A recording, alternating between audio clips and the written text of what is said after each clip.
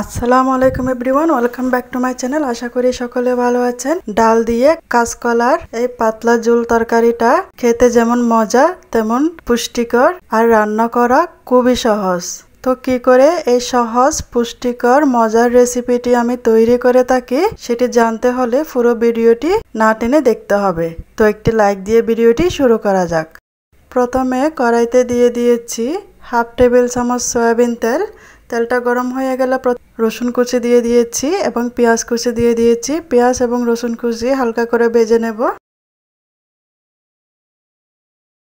এখন এখানে আমি 1 থেকে 2 চা চামচ হলুদের গুঁড়া দিয়েছি, ধনিয়ার গুঁড়া দিয়ে দিয়েছি 1 থেকে 2 চা চামচ এবং লাল মরিচের গুঁড়া দিয়েছি হাফ টেবিল চামচ।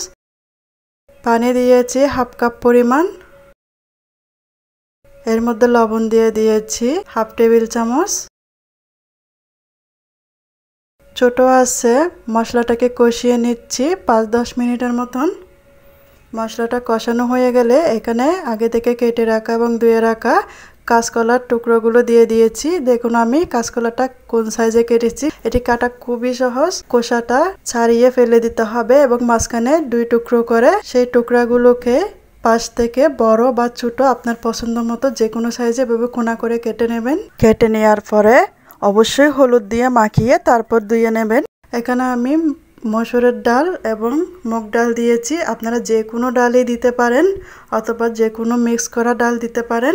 এখন আমি সব উপকরণ একসাথে নেড়ে চেড়ে মশলার সাথে দিয়ে ঢাকা দিয়ে রেখে দিয়েছি ছোট আছে 5-10 মিনিট। 5-10 মিনিট পর দেখেন কষানো হয়ে গেছে। যে পানিটা দিয়েছিলাম সেটা অনেকটাই শুকিয়ে গেছে। এখন এর মধ্যে আমি 2 থেকে 3 কাপ পরিমাণ ঝোলের জন্য পানি দিয়ে দিয়েছি।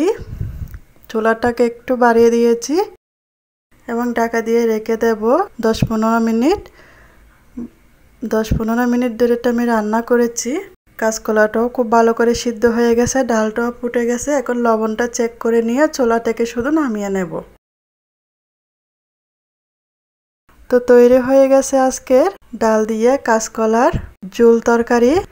ভিডিওটি যদি ভালো লেগে থাকে লাইক কমেন্ট শেয়ার করতে ভুলবেন না। আমার চ্যানেলটা সাবস্ক্রাইব করে আমার পাশে থাকার জন্য অনুরোধ রইল।